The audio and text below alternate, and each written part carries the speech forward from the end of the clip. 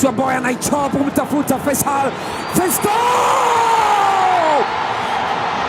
Yes!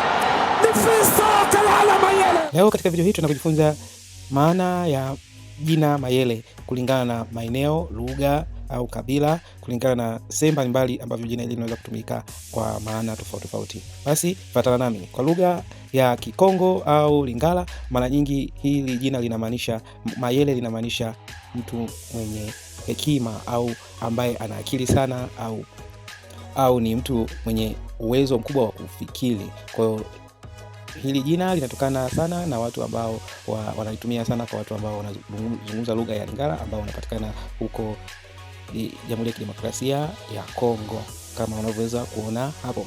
Pia katika lugha mbalimbali za Kibantu linatumika kwa maana mbalimbali kulingana na maeneo. Katika mfano pande ukanda wa Afrika ya Kati na Afrika Mashariki, mara nyingi limetumika na kuwa maarufu likiwa na wanalitumia neno Mayele kama mtu mwenye uwezo wa kufikiri, maarifa na ujuzi wa hali ya juu. Ndio maana ambayo inatumika pia kwenye maeneo tofauti.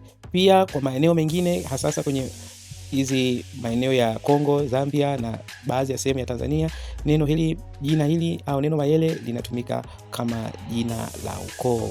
Kama unavyoweza kujua, huyu mchezaji maarufu wa mpira Fiston Mayele, hili Mayele limetumika kama jina la ukoo. Na hii naamini itakuwa imekusaidia kwa ufupi. Maana yake hili jina linamaanisha mtu mwenye hekima, uelewa, mwenye maarifa au mwenye ujuzi wa hali ya juu kulingana na maeneo na chimbuko la mtu husika. Karibu tena, usubscribe kwenye channel yetu, endelea kufurahia habari za michezo mbalimbali ukipata kutoka kwetu. Karibu tena.